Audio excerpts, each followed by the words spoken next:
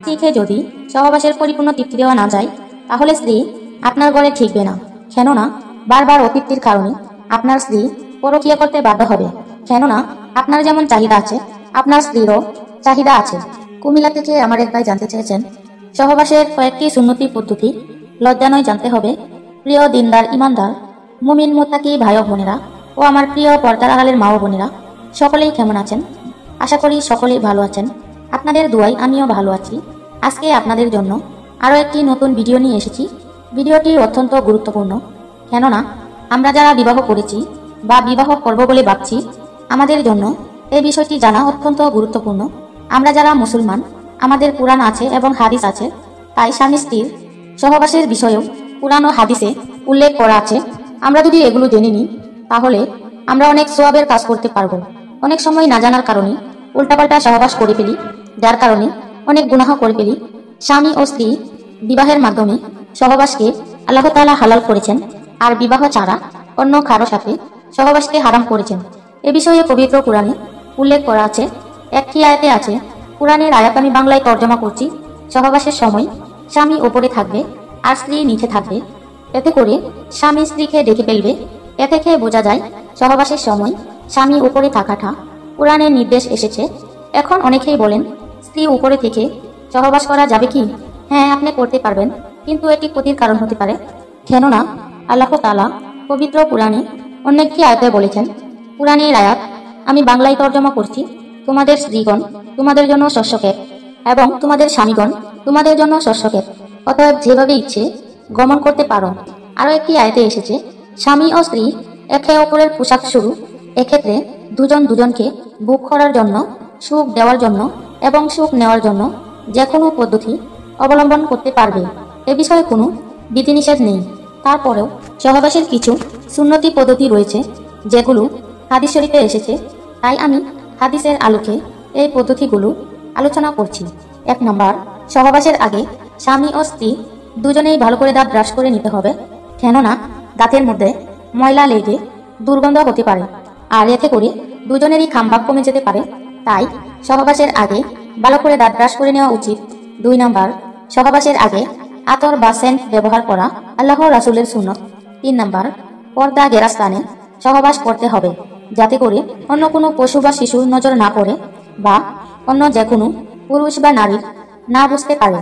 4 নম্বর, খোলামেলা স্থানে স্ত্রীর সাথে সহবাস করা যাবে না। 5 নম্বর, সহবাসের সময় শিশু বাচ্চা কান্না করলে আগে বাচ্চার কান্না থামাবে, তারপর সহবাস করবে।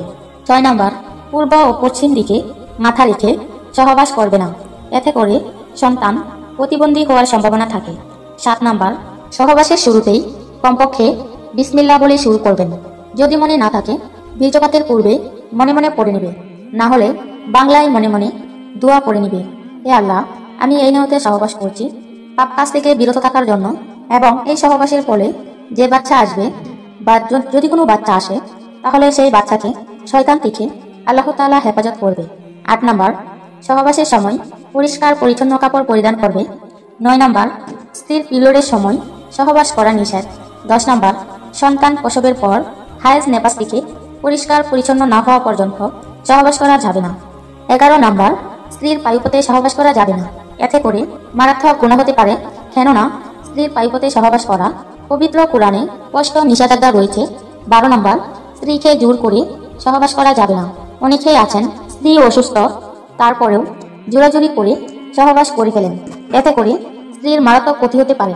13 নম্বর, স্ত্রীকে না থাক জায়গা যেমন বাথরুম, টয়লেট নিয়ে সহবাস করা যাবে না। 14 নম্বর, সহবাসের সময় স্ত্রীকে অধিক ব্যথা দেওয়া যাবে না। সেই ক্ষেত্রে স্ত্রী যেভাবে ব্যথা না পায় সেদিকে খেয়াল রেখে সহবাস করতে হবে।